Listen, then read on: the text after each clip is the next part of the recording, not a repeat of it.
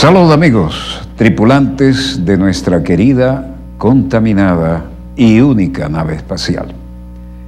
La misma que, desde la última vez que nos vimos por estos medios, ha dado otras vueltas sobre su eje imaginario y, por supuesto, sigue generando acontecimientos en pleno desarrollo. Y los de la Patria Grande, que es el sello que desde hace décadas usamos para hablar de toda la Latinoamérica, Hispanoamérica, sigue siendo noticia. Y en el ámbito sureño, las movilizaciones sindicales, por ejemplo, en Argentina y en la República Oriental del Uruguay, son muy interesantes cuando se calientan los temas y cuando el espíritu de cuerpo que caracteriza a algunos sindicatos se hace sentir. En Argentina, las cosas que se toman como decisión en Buenos Aires, la Reina del Plata, aunque Montevideo es la tacita de plata del Río de la Plata, aunque suene redundancia, tiene que ver con algo muy al sur, ¿no? En Robson hay temas que se calientan y ya verán por qué son noticia. En todo caso, veamos los acontecimientos en pleno desarrollo y veremos per se por qué hemos decidido actuar sobre estos temas. La realidad es contundente. Y lo que estamos viendo es que las manifestantes prendieron fuego al edificio del gobierno local a medida que la crisis salarial argentina aumenta. Comenzó la concentración de los trabajadores en este sector y ahora el cántico. Lo que está ardiendo es la sede del edificio del gobierno local de la provincia al sur de Argentina después que 2 maestros fueron muertos durante unas manifestaciones en la crisis de salario. Ventana, escuchando lo que se oye desde allí a través de la ventana, porque la calle intransitable, obviamente.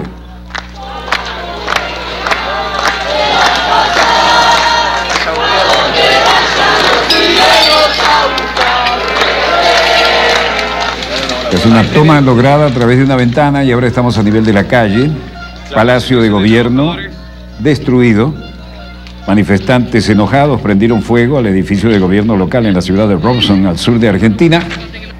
Esto ocurrió el miércoles 18 de septiembre, luego de la muerte de 2 maestros. ¿Qué pedían los maestros?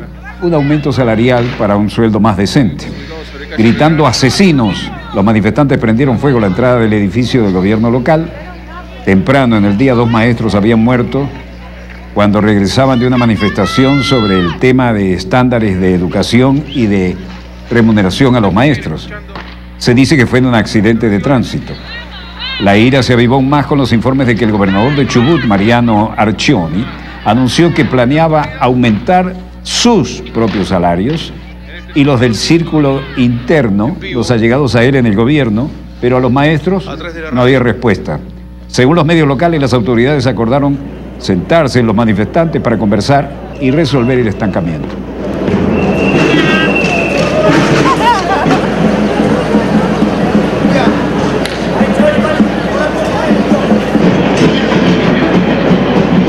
Bueno, movimientos locales, siguen las protestas en Argentina en la calle.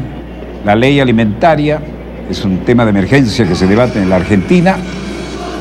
Escenas de comunidades, de representantes de la pobreza, y aquí la legislación. 31 de diciembre de 2022, la emergencia alimentaria nacional. No nos cabe duda de la necesidad del tratamiento de este proyecto, porque la pobreza lamentablemente en nuestro país... María Cristina Fiori, senadora. En el 2015 el número de pobres era de un 30%, en el 2018 es del 33,6%. Cuando advertimos la situación de los menores de 17 años, la situación empeora. Del 46,1 pasamos al 51,7. Claypole, provincia de Buenos Aires, Argentina. Niños en un suburbio de alto riesgo. La mano de los niños en la cerca, ¿no? Una manera de mantenerlos al margen de todo lo que ocurre en la calle, que ni siquiera está asfaltada. Botella de leche, lo mínimo, ¿no? Tiempos de publicidad y ollas populares, cocina comunitaria. Alimentos que ponen en estos receptáculos para que los niños reunidos junto a la cocina de la comunidad puedan comer.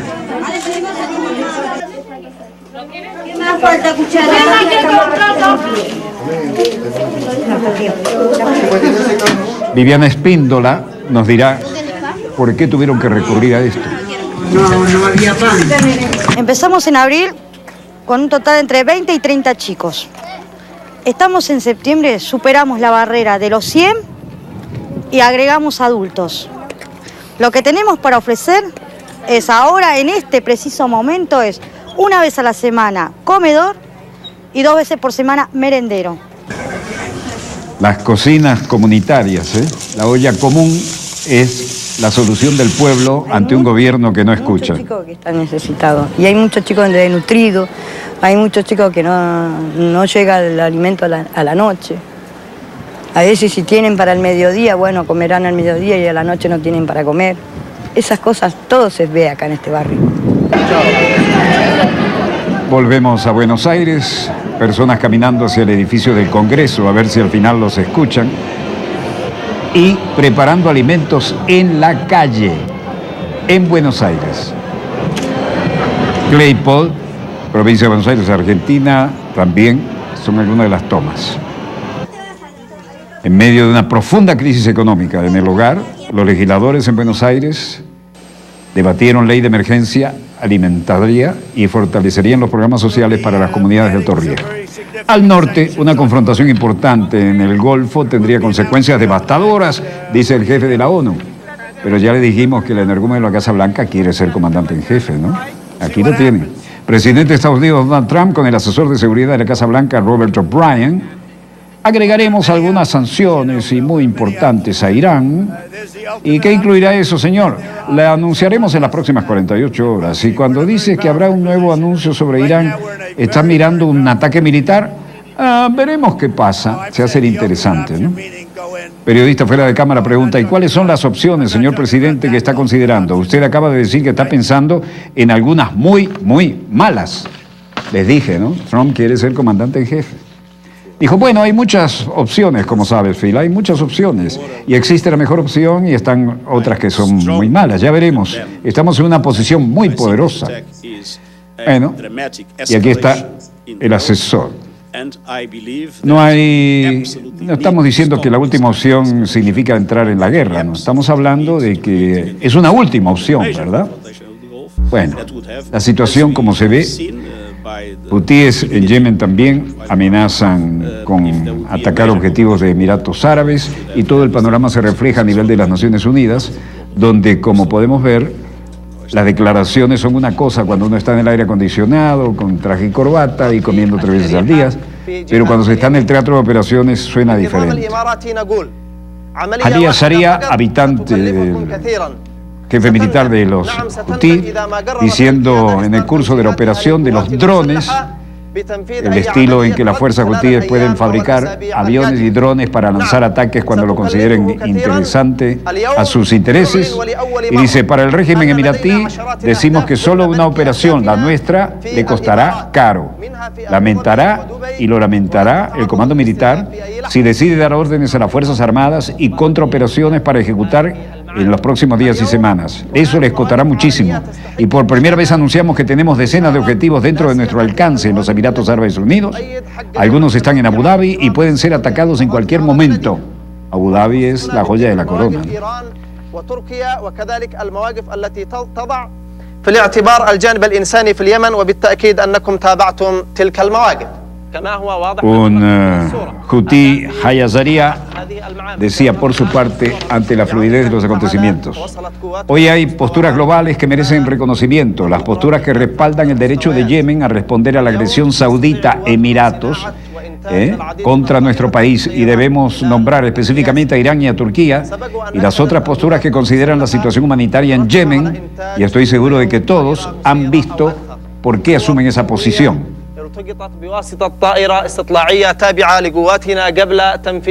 Sigue la declaración. Hay dos teatros de operaciones, ¿no? El real y el de los medios. Gracias a Dios, nuestras fuerzas han alcanzado un nivel muy alto de competencia y habilidad en todos los frentes. Hoy nuestras fuerzas pueden fabricar y producir varios drones en un tiempo récord, y las Fuerzas Armadas han asegurado su capacidad para producir uno o más drones por día.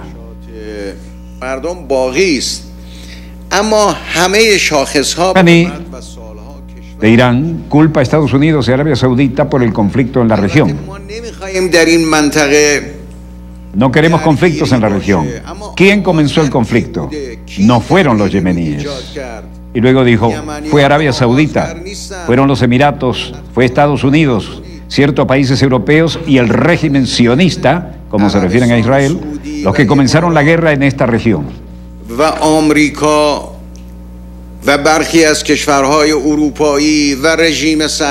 Y ellos, los hutíes en Yemen, no bombardearon hospitales, que lo que ha molestado tanto, no llegaron a las escuelas, no llegaron a un mercado en Saná, no atacaron la zona industrial para advertir. Aprendan esta advertencia y consideren poner la guerra en su lugar en la región y respetar lo que no son blancos militares. Los ministros escuchan a Rouhani, quien dice: no empezamos a romper tratos, no empezamos a cortar las relaciones. Los que han dado un paso atrás deberían dar un paso adelante.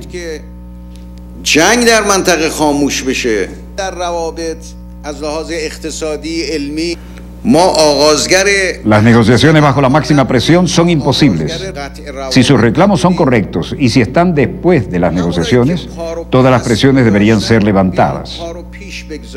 Bueno, el presidente de Irán, Hassan Rouhani, dijo que han comenzado una serie de luchas por el dominio del dólar estadounidense y en contra del dominio del dólar.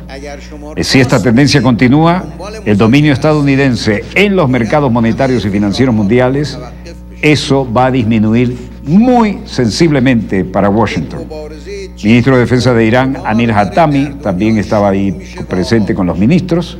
Y el problema es completamente claro, y estas afirmaciones y acusaciones son, en primer lugar, completamente, seriamente decisivas y son rechazadas. Por otro lado, creo que no funcionarán de todos modos, porque no se proporciona ninguna razón, ni evidencia, ni documentos para probar lo que quieren hacer, para justificar lo que quieren hacer.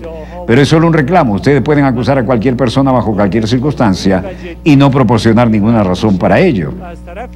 Bueno, la historia es que el presidente Hassan Rouhani dijo que Irán no quería conflictos en la región, mientras que el ministro de Defensa, Amir Hatami, dijo que Teherán no participó en los ataques contra las instalaciones petroleras de Arabia Saudita, según habían informado los medios locales. Rouhani acusó a Estados Unidos y a una coalición militar liderada por Arabia Saudita de comenzar la guerra de 4 años en Yemen, según las agencias de noticias iraníes.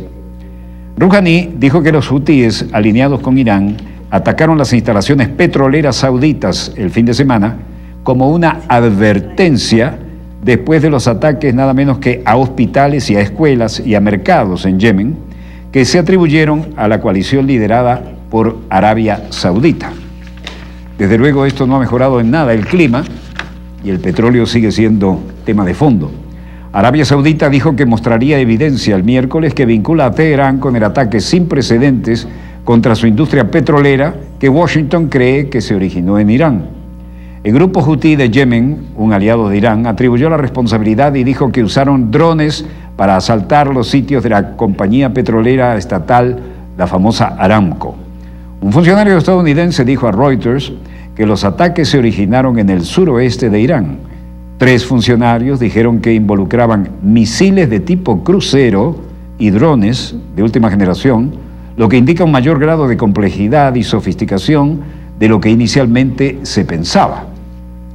Mientras tanto, la economía china funciona de manera constante en los primeros 8 meses. Ciudad de Qingdao, provincia de Shandong, instalaciones designadas para el almacenamiento de petróleo crudo, y Meng Wei, portavoz de la Comisión Nacional de Desarrollo y Reforma, declaraba en las habituales ruedas de prensa: la CNDR ha tomado la delantera en la elaboración y producción de planes y medidas para garantizar un suministro a precios de alimentos estables, brindando un fuerte apoyo a la producción de cerdos, mejorando las capacidades de reserva y regulación y garantizando las necesidades básicas de la vida de las personas empobrecidas. Actualmente algunas medidas traen implementado un resultado muy positivo. Y estas son fotografías del área del ferrocarril Lijiang-Shangri en la construcción, un proyecto muy ambicioso. La experiencia del desarrollo de China es útil para otros, dice el presidente Agnew. En Naciones Unidas, Tijani Mohammad Bande, en el 74º periodo de sesiones de la Asamblea General de las Naciones Unidas, dijo: en nuestro propio caso fue muy útil y estoy seguro de que es útil para otros ver lo que China ha hecho en términos de política relacionadas con la erradicación de la pobreza y el hambre cero, la educación de calidad, las acciones para proteger el clima, pero estos son los temas que realmente queremos en la agenda y queremos centrarnos. Y en las Naciones Unidas, Tijani Mohammad Bande dice, 74º periodo de sesiones de la Asamblea General de las Naciones Unidas, parcialmente superpuesto aquí en la toma, dice: y en el equipo de la oficina tenemos un excelente experto que nos ha dado, eso es importante, los recursos humanos son realmente clave para lo que hacemos. Pero más allá de eso, China también ha dado $300.000 en apoyo de los proyectos que desarrollaría esta oficina. Es una contribución muy importante para las Naciones Unidas porque va en beneficio de la humanidad. Aldea Hasham, en la ciudad de Tuxin, condado de Pingchong, ciudad de Bangshong, provincia de Sichuan, al suroeste de China. Aquí el hombre reiteraba que China también ha dado $300.000 en apoyo a los proyectos de la oficina a desarrollar, y es una contribución muy importante para lo que las Naciones Unidas tienen que hacer cuando no siempre cuenta con los recursos necesarios para ayudar a los países que están en crisis. En todo caso, la aldea de Hushan, ciudad de Tuxin, condado, se nota que hay mucha inversión para que haya calidad en el ambiente y en las escuelas y en los hospitales. Tijani Mohammad Bande dice desde las Naciones Unidas: antes de 2030 no habrá nadie en la categoría de pobreza extrema en China. Eso es importante, ya que solo una contribución importante para el mundo. China en primer lugar en términos de producción, en términos de agricultura, en términos de la producción de escuelas y hospitales en parte de África, pero también parcialmente la infraestructura relacionada con la agricultura, y existen conexiones realmente importantes entre países africanos y cierta asistencia relacionada con la producción de ciertos tipos de productos agrícolas que han demostrado ser una gran ayuda para reducir la pobreza. China se hace sentir. Y aquí estamos en la Avenida de la Paz Celestial, la más grande del mundo, ¿no? Frente a la ciudad prohibida en pleno Beijing. El Beijing Yangzhen y la rueda de prensa habitual en China insta a países extranjeros a que dejen de interferir en los asuntos de Hong Kong. Zheng Xuan, portavoz del Ministerio de Relaciones Exteriores de China.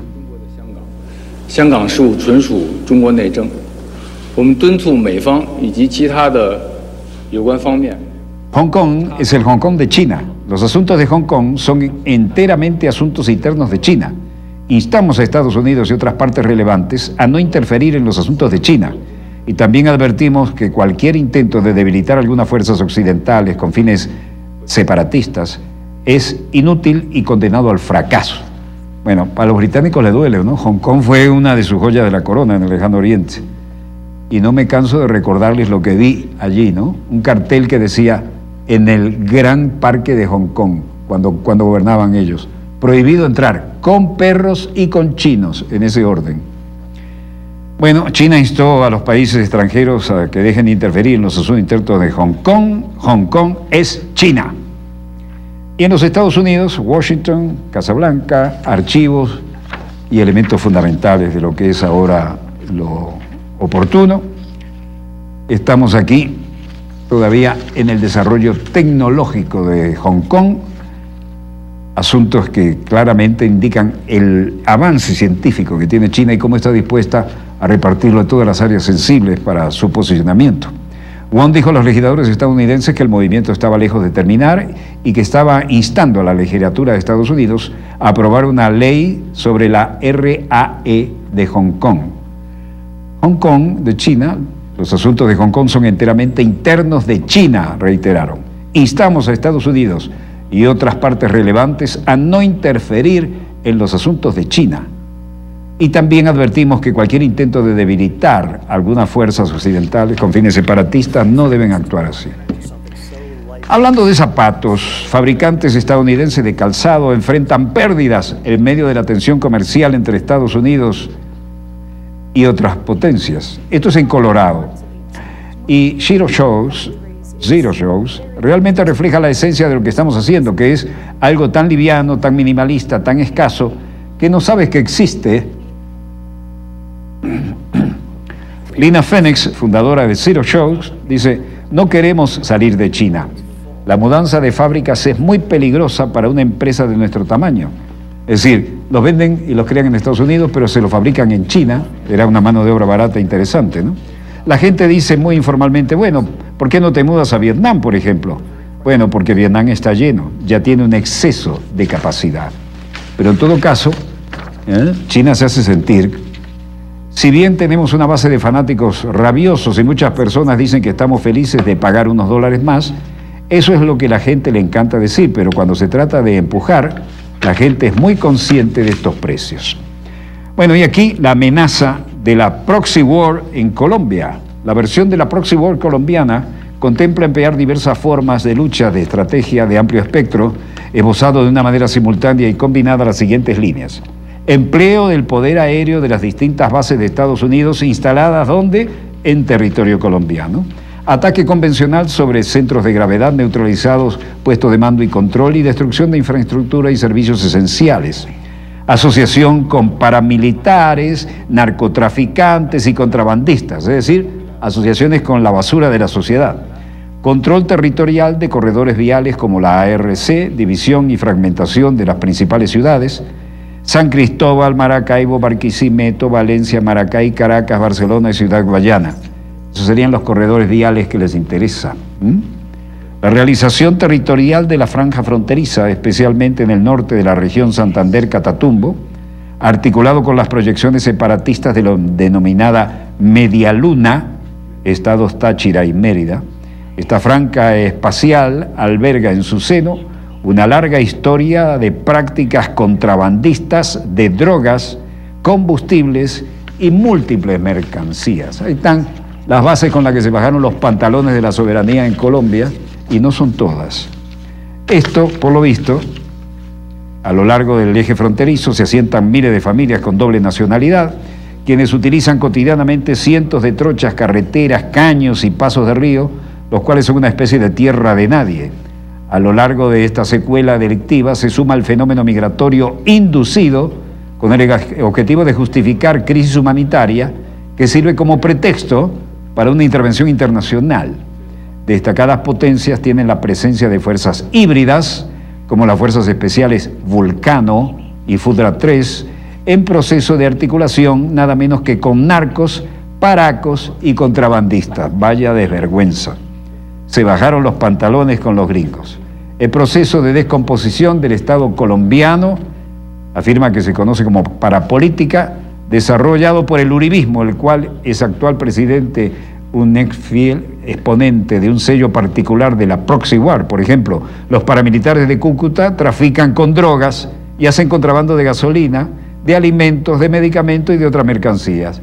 Vaya paramilitares. Al lado de las actividades lucrativas, los paramilitares realizan sicariatos, desapariciones, masacres, desplazamientos forzados. Los mandos de los paramilitares son ex militares, ex policías, ex sargentos del DAS, sumando seres efectivos nada menos que del ejército colombiano. Vaya caradurismo. Realizan control territorial, establecen toque de queda, hacen limpieza social, mantienen el orden público como poder paralelo, así se consideran. Promueven una labor filantrópica, ayudando a familias necesitadas, organizando microempresas, mototaxis, alquiler de teléfonos. Su inserción en comunidades barriadas le da a los paramilitares un manto de protección, contando con niveles de impunidad en la base social y ejerciendo funciones, oigan bien, de gobierno paralelo.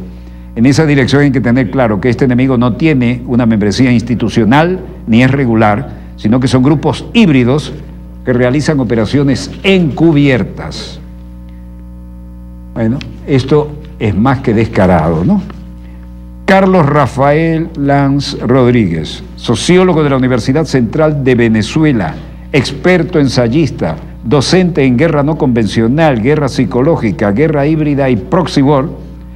Coordina el Seminario de Formación Permanente en Proxy War, integrante de la Juventud Comunista de aquellos años 60, miembro fundador de las partidas de la Revolución Venezolana de las Fuerzas Armadas de Liberación Nacional, PRB-ALN, participó en el Frente Guerrillero José Leonardo Chirinos en 1963. Como guerrillero urbano, comandó la Brigada Móvil Fabricio Ojeda, coordinó el Comando Revolucionario que ejecutó la Operación Argimiro Gabaldón, todas operaciones legendarias, prisionero político por 13 años, coordinador de la Constituyente Educativa 2002 del Proyecto Educativo Nacional. Publicó los trabajos El Poder en la Escuela, la transformación educativa en el proceso bolivariano. Fue presidente de la empresa básica CBG Alcasa, con exitosa gestión obreril. Y aquí lo tenemos con la pregunta: ¿qué puede decirnos sobre la denominada Proxy War? ¿Por qué le interesa a Venezuela y a la región estar en conocimiento de esta noción?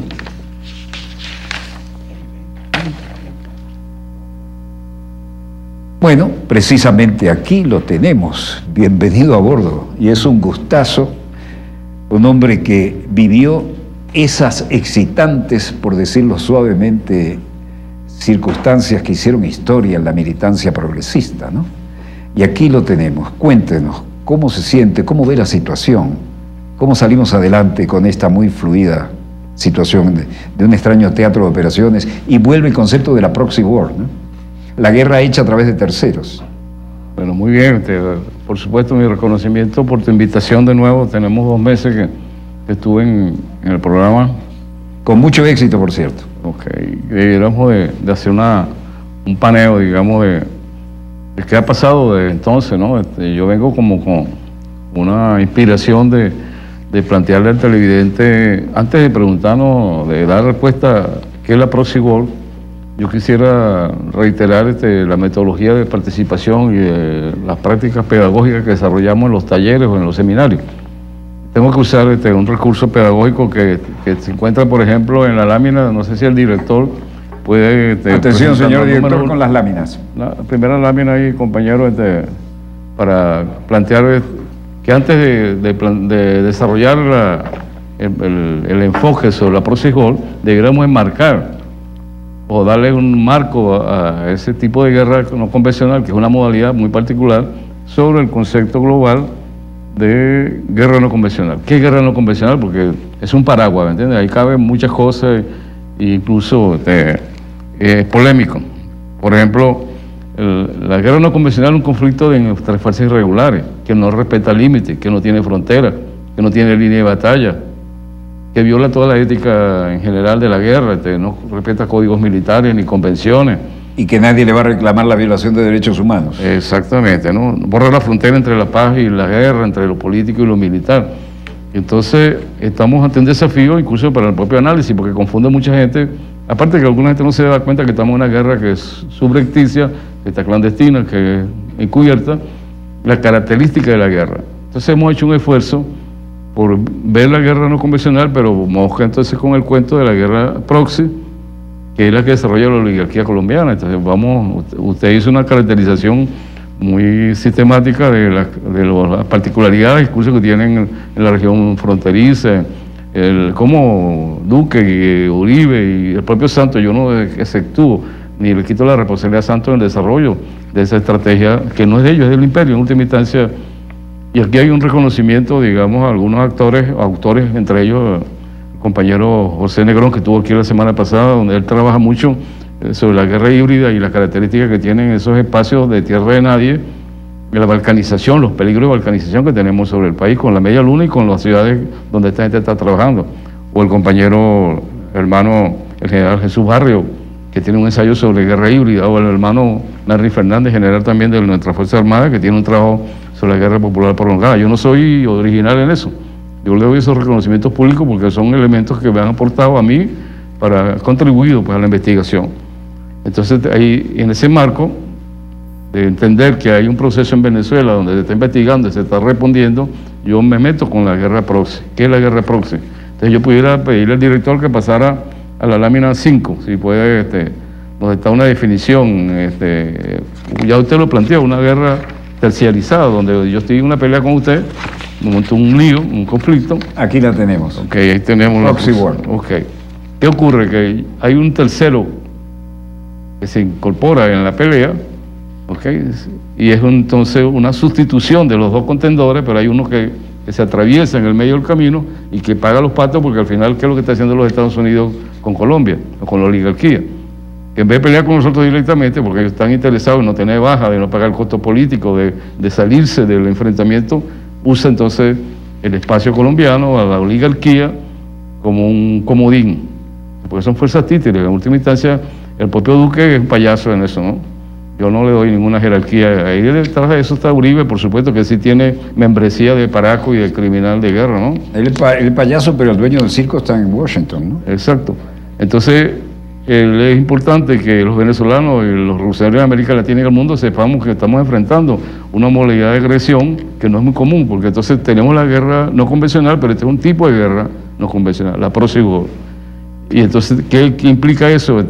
Bueno, que hay un tercero metido en el asunto, ¿verdad?, que está usando intermediaciones, incluso una aproximación indirecta, porque al final también eso está claro, que no es un ataque, digamos, con características convencionales, con invasión con fuerzas, con sistemas de armas tradicionales, barcos, aviones, etcétera. No, aquí hay un detalle que quiero incorporar. Las operaciones encubiertas con fuerzas especiales. Fíjense, es un aspecto que siempre sistematizamos. Eso es delicadísimo. Porque la gente está esperando una operación abierta. No hay operaciones abiertas, son operaciones encubiertas. Y participan fuerzas híbridas, como se dice. Ahí no están las fuerzas, el FUDRA y el Vulcano, que están en la frontera, pero ahí está mezclado con toda esa mafia, digamos, de grupos históricos, digamos, porque no es nuevo, ¿no? Igual incluso pueden operar junto a delincuentes internacionales. Exacto, porque esa gente se asombra del incidente con la foto con Guaidó y los paracos, o los paracos no, con los rastrojos. Eso es un lugar común de rutina donde la inteligencia de estos ejércitos o los grupos paramilitares andan juntos, y en Colombia es un expediente abierto. No sé por qué hay tanta sorpresa con eso. Lo que hay es maridaje, incluso entre esos mandos y esas fuerzas irregulares contrarrevolucionarias que están en la frontera. Y eso es un aspecto que quiero destacar, el problema de las operaciones encubiertas con fuerzas especiales. Pero eso está asociado al mismo tiempo con las operaciones psicológicas. Entonces yo le pediría también al compañero director que nos pusiera la lámina 3, y en esto estoy haciendo como una réplica de nuestro seminario. Le pido excusa a los compañeros participantes en el seminario, que de golpe dice, el profesor está repitiendo ese esquema. No, pero es que esto es necesario, porque el seminario es un ámbito cerrado y aquí llegamos vía satélite a todo el continente. Por eso le estoy pidiendo la lámina. Casualmente, el problema de la ingobernabilidad, la conflictividad, de la guerra psicológica, las operaciones psicológicas son herramientas, son estrategias para fracturar emocionalmente y cognitivamente a la gente, en los saberes, en el conocimiento, por ejemplo, ahí aparece el fake news y la posverdad. Eso está de moda. Las noticias falsas, fake news. Cada rato una operación. Montaron la operación, Semana montó la operación con la acusación de que teníamos a los grupos disidentes de la FARC aquí en Venezuela. ¿La revista Semana? La revista Semana, eso fue hace... Ahí están los medios de comunicación como teatro de operaciones, claro, paralelo o alternativo al teatro real. Y eso es una rutina también, entonces, que hay que conocerla, porque al final la mitad del esfuerzo del enemigo, la contrarrevolución, está usando las operaciones psicológicas como un elemento, digamos, esencial. Y a veces desprevenido, mucha gente no se deja manipular o se cae bajo el impacto de estas operaciones encubiertas. Volvemos otra vez con el cuento que son operaciones encubiertas. Y usted se acuerda que hablamos de la palangre la vez pasada, porque este es un rasgo constitutivo también de la estrategia de Prosigor y de las guerras no convencionales, que es la contratación o la subcontratación de todos los servicios que tienen que ver con la guerra. Entonces, en los Estados Unidos, en todas las guerras que vienen haciendo hace mucho rato, contratan y subcontratan la inteligencia, las operaciones psicológicas, el apoyo logístico, todo el sostenimiento logístico, pero también incorporan la contratación de empresas para las acciones militares. Entonces lo vincula a Colombia porque es un hecho que ya se conoce, que la antigua Blackwater, que hoy es la ex Academy, está preparando no sé cuántos, 5.000 mercenarios, incluidos los de sectores venezolanos. Eso lo dijeron públicamente y la vez pasada lo referimos en el programa suyo. Y pagaditos en dólares. Ok, entonces estamos frente a la mercenarización, la mercantilización de la guerra, de la violencia armada, porque fíjense la gravedad de este punto de vista. Se está financiando con contratistas un tipo de guerra que se está haciendo en todos lados. No es en Venezuela, por supuesto, está en el Medio Oriente, está en el Yemen, está en Siria, estuvo en Libia. Eso es un proceso que ellos tienen una doctrina, tienen una estrategia para eso. Por supuesto, lo hemos investigado y lo planteamos como tal. Le ponen el nombre de outsourcing, simplemente son mercenarios, contratistas, subcontratistas, que contratan y subcontratan las operaciones psicológicas, los trabajos de inteligencia, las propias operaciones encubiertas. Y hay una cosa risible que yo encuentro en la investigación, Walter, la negación plausible. Usted sabe que esta es una guerra no declarada. Ese es un tecnicismo legal interesantísimo. Pero que lo voy a plantear, porque viene con el paquete. Medio escabroso, porque ¿cómo es el cuento de la negación plausible? Bueno, que esta gente está haciendo una guerra y si los pillan en la jugada de la operación encubierta, ellos dicen, yo no fui. Al estilo de algunos políticos acá, que están metidos hasta los tuétanos en la conspiración, en los planes desestabilizadores, y cuando lo precisamos, dicen, no, yo. Se niegan o atenúan la carga de la denuncia, ocultan, mitifican los procesos, y después cuando desclasifican los documentos, que se sabe que hicieron un conjunto de operaciones en el caso de Allende, que lo han hecho en todos los procesos contrarrevolucionarios. Hicieron todo el daño que podían. Ajá. La negación plausible. Negación plausible. Eso es una especie de eufemismo legal. Legal para evadir la responsabilidad, porque no asumen la responsabilidad. Por eso es que no es extraño que la gente que hace las operaciones, que se montan en estos tipos de jugadas encubiertas, cuando son denunciados y son precisados con evidencia, usted ve con caradura. El caradurismo, ¿qué es eso? O una justificación de decir, bueno, yo no sabemos nada de eso, no damos declaraciones, no me siento interrogado por la opinión pública, se distorsiona, por cierto, se le está ocultando la verdad a la gente. Y esos son como rasgos de un tipo de enfoque de guerra no convencional, porque estamos tratando de aterrizar también en eso. No es una generalidad cuando nosotros decimos guerra psicológica con operaciones diarias y permanentes. Lo grave de esto que no es teoría sobre un escenario y un teatro de operaciones lejano, sino que la tenemos montada ya en nuestra área. Exacto, estamos frente a una amenaza en desarrollo, una amenaza creíble. Porque alguien dice, bueno, ustedes son apocalípticos, están haciendo cosas catastróficas, están planteando la violencia armada como una amenaza. No, eso está en desarrollo en el eje, nosotros hacemos un énfasis en el eje Cúcuta-Catatumbo. Cúcuta-Catatumbo. Es un corredor estratégico histórico.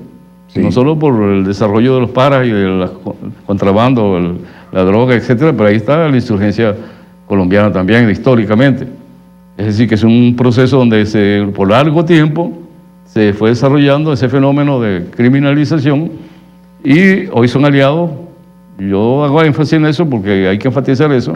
Eso no es casual, eso no es un incidente puntual como fue el intento de pasar la ayuda humanitaria por los puentes que están en la frontera.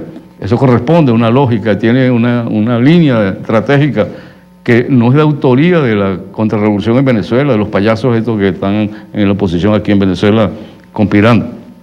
Son los Estados Unidos, también quisiera hacer alguna precisión sobre eso. ¿Cómo no? Adelante. El Departamento de Estado, y alguna gente dice que es una pedantería que uno se pone con esto a citar referencias bibliográficas o textos o ensayos, lineamientos.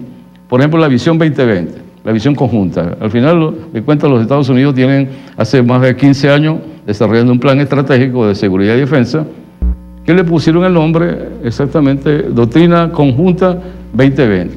Y cada 5 años evalúan eso. Y está en desarrollo. Y eso no es el problema de Obama, de Bush o del propio Trump. Es una política de Estado.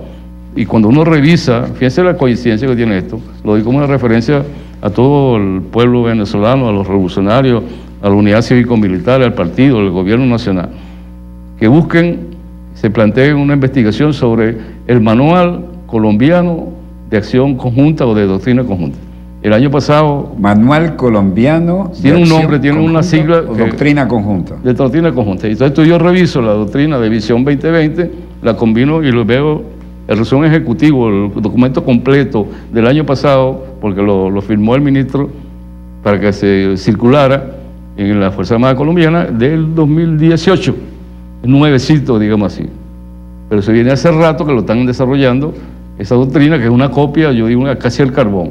¿Qué plantea la doctrina conjunta? Bueno, le voy a tirar nada más uno de los elementos del dominio completo que ellos plantean, del espectro completo. ¿Por qué hablamos nosotros de un amplio espectro? Estrategia de amplio espectro. Ellos dicen, vamos a combinar la parte económica, la parte social, cultural, territorial, etcétera, etcétera. Sí, toda la vida.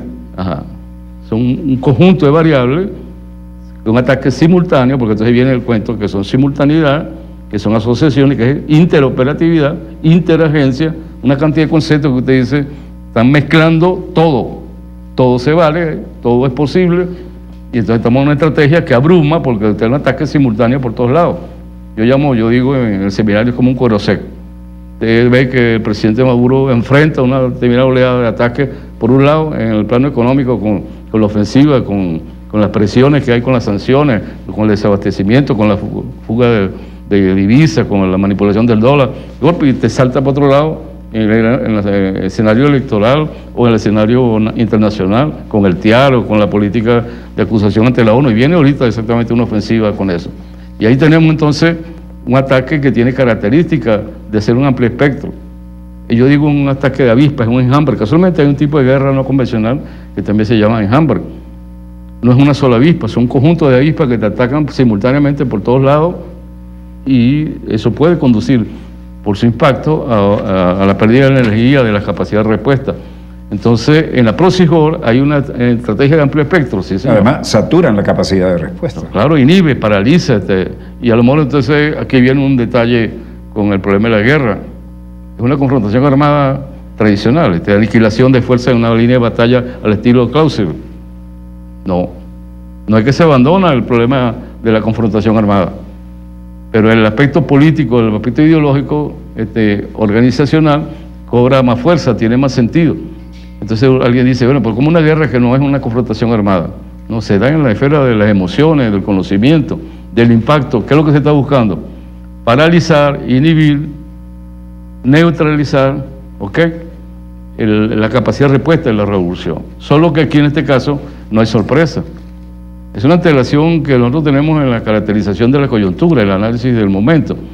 Nosotros no hay sorpresa, es una crónica anunciada. Usted revisa el manual, bueno, por eso digo, recomiendo revisar el documento sobre Doctrina Conjunta 2020 y revisar el manual colombiano. Documento sobre Doctrina Conjunta 2020. Esa es la doctrina oficial norteamericana, sí, de largo aliento, hasta el 2020. Hasta el 2020. Ya vienen evaluando eso y están desarrollando, y estamos en el último quinquenio de ese plan. Ahora, los colombianos lo están desarrollando y tienen su manualito, y hay que revisar el manualito para entender, conocer al enemigo como a ti mismo y vencerá. Y ahí tenemos el aspecto entonces que tiene que ver con lo que yo le estoy planteando. Nosotros necesitamos saber, con antelación, conocer que el enemigo tiene una estrategia, que no son tampoco tan balurdos como son las políticas estas de los fake news o de las falsificaciones, o con las falsas banderas, o con el falso positivo, que lo están desarrollando. No, hay cosas mucho más delicadas de manejo político, económico, militar, que nosotros tenemos que identificar propiamente, y por eso el debate y la importancia de este tipo de difusión, que yo estoy planteando abiertamente, confrontando al enemigo en eso. La revolución tiene suficientes reservas morales y políticas, pero tiene claridad sobre eso, porque la defensa integral de la patria, todo lo que implica la estrategia que se está desarrollando de parte de la revolución, es una respuesta global. Por ejemplo, la defensa integral en el plano económico, militar y político, es una respuesta global al amplio espectro.